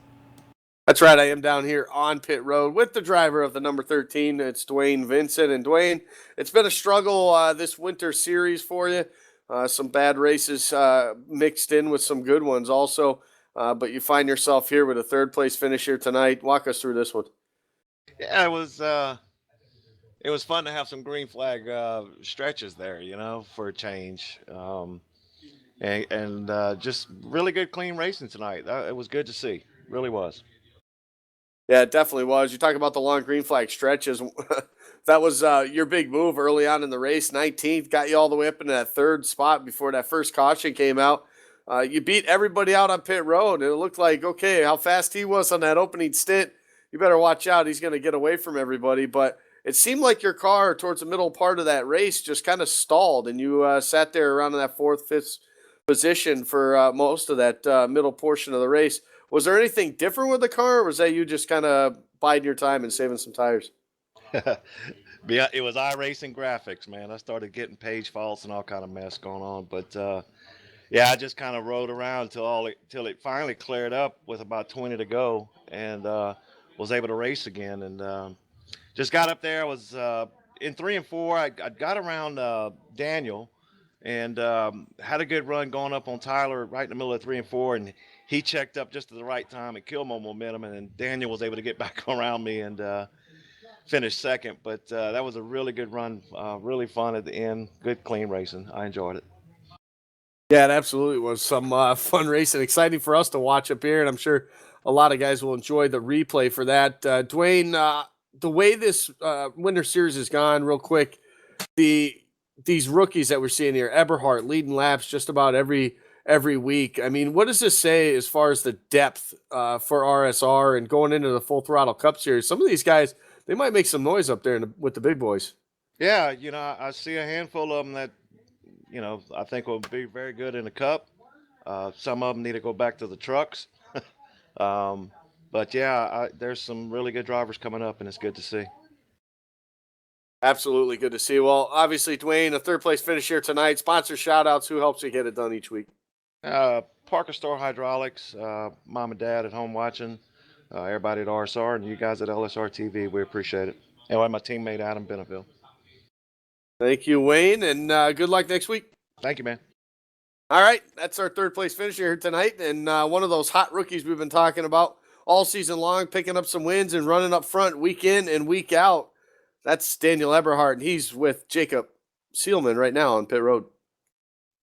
All right, Daniel, the last couple of times I've interviewed you in Victory Lane, you had a shot to go there tonight, and doggone if you and Tyler didn't put on one whale of a battle over probably the final 40 laps of this race tonight. You guys were able to make it happen and keep those top 2 spots when you pitted right as that caution flag was coming out. You guys were on pit road. Did it make your strategy or almost break it in a way? I know you were talking to me over the radio that you really didn't want to see that last caution. Yeah, I didn't. I wanted it to go fully green. I really didn't really want to see it, but it all worked out in the end. Me and Tyler we kind of lucked up. I really say I guess the lucky horseshoe was still with me tonight. Talk about the way this whole race unfolded, because I think between you and Tyler, you two had the fastest cars on the property all night and really just staged one heck of a battle. How much fun was that really throughout the whole race? Because it seemed like you two just couldn't get away from each other. I think we were the ones just saving our stuff, man. I really don't want to make this about me. He deserved that fully. I'm proud of that guy, man. I've ran with him since the beginning, and if anybody on that racetrack tonight deserved it, he did, man. And that just Laura Lawson and everything she's going through, just to see that car out in front of it any day, just finishing second to that car. I was going for the win, but finishing second to that car and that driver in that car, he just deserved it, man. I don't want to make this about me. He's the spotlight tonight, and I'd like to just get on to him. I don't know that there's much more that can be said any better than that, Daniel. Before we do cut you loose, sponsor shout-outs. Who do you need to thank for making it happen tonight? Take Two Motorsports. Thankful for them guys there. We just got a big announcement for sponsorship for the Full Throttle Cup Series next season, so we're going to load that up on the page, and and really just my grandma. And congratulations to Tyler again. He deserved it. Daniel Eberhardt comes up second tonight, a deserving second. And Evan, he said we should get on with it. Let's get on with it. Let's go to Gatorade Victory Lane. The rookie finally got himself one. Yeah, he did not have to wait long to get to RSR Victory Lane. He took to it very quickly and is now a winner at Real Sim Racing, getting the job done tonight for the first time in the Icebreaker Winter Series, walking away with the win in the California 180 is the driver of the number 55 LSRTV Chevrolet, Tyler Hurd, going to Victory Lane tonight. Tyler, congratulations to you. We'll talk specifics in a moment, but I know it's got to feel pretty damn good to win one of these things. I'm still in shock right now. I can't believe I did this. This is awesome. I'm so happy to get this win, and I know over the past week we've heard it time and time again, but really this win here is for Laura. I mean, no one else This is all for Laura. Laura Strong.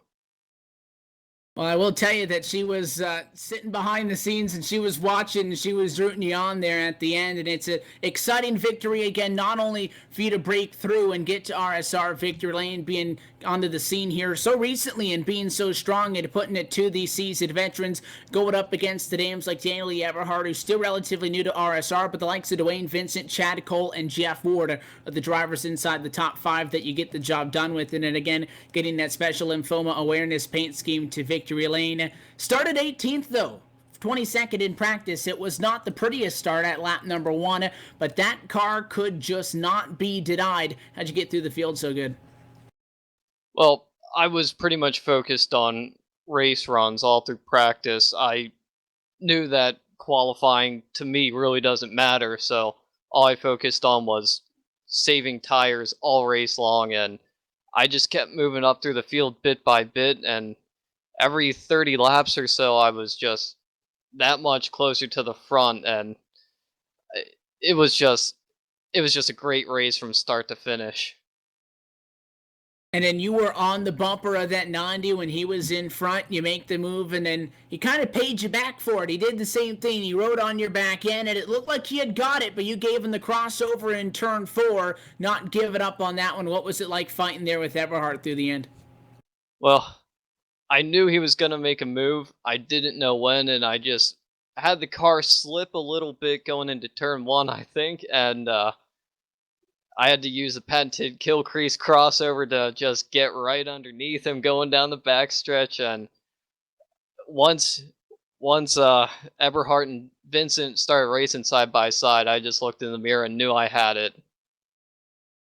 Well, you executed it to perfection. You got to do some burnouts, and you got to drive it into the virtual Gatorade Victory Lane tonight, Tyler. I know that while I say it didn't take you long to get the job done in RSR itself, you've shown your talent very quickly, and you've grown very quickly to be one of the best drivers that we've seen burst onto the scene and do so successful. And by the way, your win here tonight helps you out in the conversation for not only the championship conversation with 2 races left to go, but as well being in a position to at least fight for a top 5, maintain a top 10 spot in your rookie season here with RSR and the points championship as well. I know there's a lot of people behind the scenes. I know you can't do it on your own, so who do you want to thank for making this possible?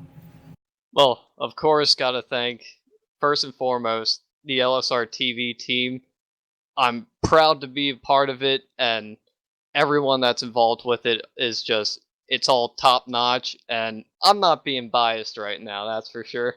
And got to thank all the guys down at Aegis Motorsports, Brian, Terry, Nick, Orr, Stephanie Lessentine, Julio, Dave,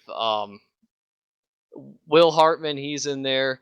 I know Cisco, he was a part of our group there, but of course he's on different duties right now, and I'm sure I'm missing a lot more, but right now it's just, there's so much running through my mind that I can't remember every single person and organization that made this happen.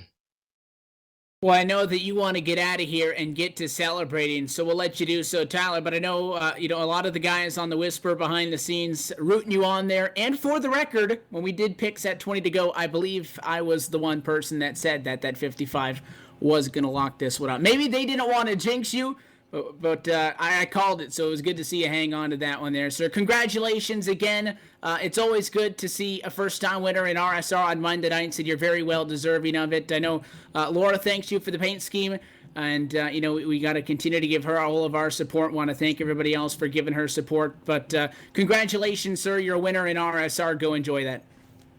Thanks, guys. And I'm sure we'll hear a lot more from the driver of that 55 going forward, Jacob. But what a night for Tyler Hurt to get the job done. And it wasn't a race where we went green all the way, and it was a cycle of pit stops that let him walk away with it. Like I said, Daniel E. Everhart, one of the best newcomers to RSR and a veteran on the sim. Dwayne Vincent, Chad Cole, Jeff Ward. When you get your first win and you beat those guys straight up, you had to work for it.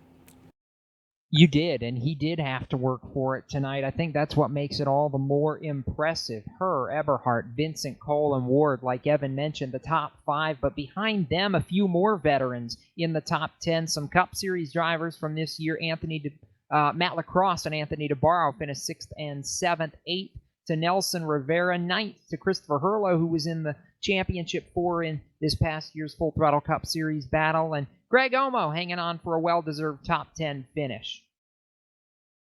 Coming home 11th tonight was the 51 of Nick Silver. E.J. O'Rourke, championship point leader, sits in that 12th spot. 13th goes to Scott Echtridge. William Hartman finished 14th.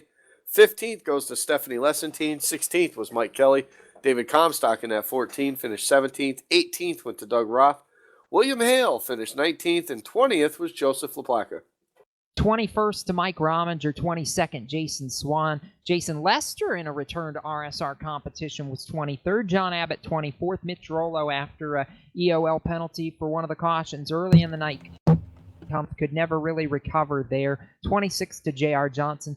Dale Rentz was 27th, 28th, Dan Murray. The last car on the lead lap in 29th was one of those Aegis Motorsports cars in Nick Worth, and one lap down in 30th, Justin Michael. 31st tonight, also a lap down, was the 92 of Brian Terry. Rhett McBride finished 32nd. And the rest of these cars all had to expire early tonight. The 22 of Douglas Wyatt finished 33rd. 34th went to William Amaker. Corbin Hemstreet finished 35th. 36th went to Tom Dreierling. Adam Benefield finished 37th. And Mike Montesi rounded out the field in 38th. And with that being said, you mentioned E.J. O'Rourke. Well, although it wasn't a perfect night for the driver of the Bernardi 3, the P12 finish will allow him to retain the race lead in the battle for the championship. With 287 points accumulated now through 8 of our 10 races, but it's a lot tighter of a conversation. Chad Cole just now 5 points off the top spot with 2 races left. Matt Lacrosse just 7.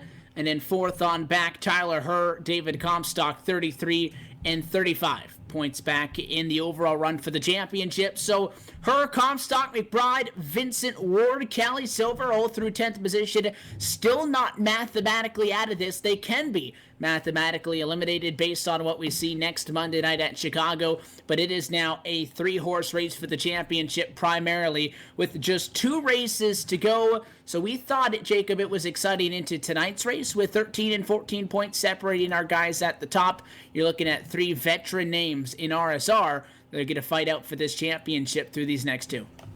Yeah, and you know what? I don't want to discount what Tyler Herr did tonight, not just in the win, but we talked about him coming in 8th in points, vaulting himself all the way up into the top 4 now. He leads basically the best of the rest. Yes, O'Rourke, Cole, and Lacrosse have broken away, but I don't think it's a small feat for Tyler to be sitting there 4th in points. If those 3 falter over the next 2 weeks, having a shot to move up onto that championship podium for the final couple of races.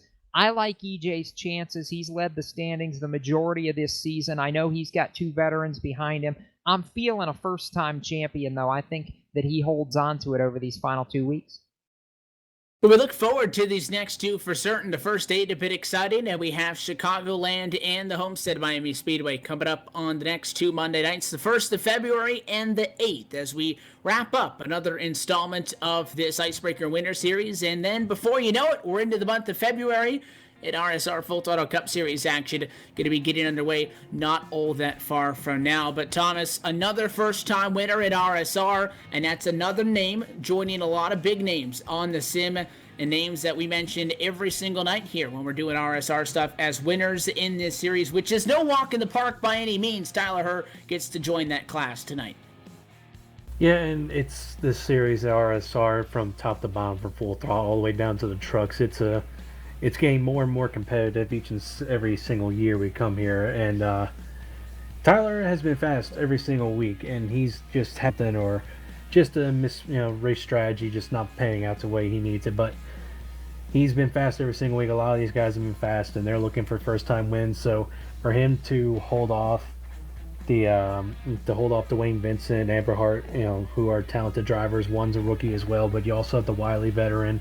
You have Jeff Ward there too. For him to be able to do that at a track like this with the way the racing was, there's exciting things still to come, and we hope you join us at what is sure to be an interesting but exciting 2016 as well with us here at LSRTV. But another night goes into the books, and again, want to thank everybody out there for being a part of it with us tonight. The drivers thanked all of the people behind the scenes for them. A lot of people that we have to thank as well for allowing us to do what we do, but I want to thank all of the partners of Real Sim Racing for allowing them to do what they do, which allows us to be here on Monday evenings. A big thanks to Gary Mercer, Trucking, iRacing.com, DisabledRacers.com, Derek Spear Designs, Race Chaser Online, and Hippie's Paint Shop for title sponsoring this Icebreaker Winter Series campaign, and as well Gary Mercer Trucking, the title sponsor for the Full Throttle Cup Series. None of this would be possible without those two brands. Go to RealSimRacing.com for more information, or Facebook.com/pages/Real-Sim-Racing and get involved.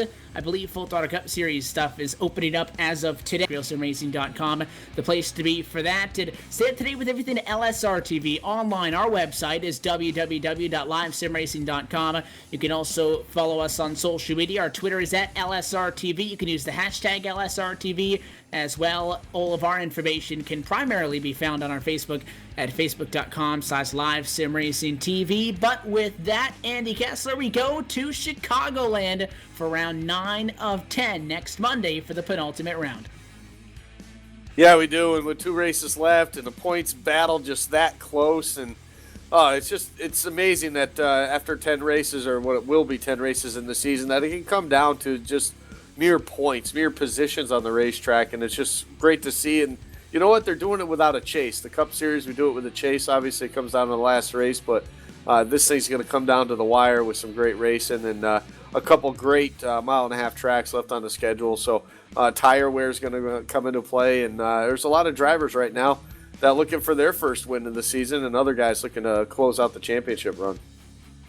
And we hope to have you join us as this championship continues along. So until next time, on behalf of everybody behind the scenes at LSRTV, for the entire team and for everybody booth-signed tonight, for myself, Evan Pasoko, for Jacob Seelman, Andy Kessler, RSR driver analyst Thomas George, for LSRTV's executive producer Laura Lawson, working the leader cam tonight, and for LSRTV's producer Cisco Scarmuza getting us on the air tonight, we bid congratulations to Tyler Herr, a winner at Real Sim Racing, picking up the W here tonight in Fontana, California.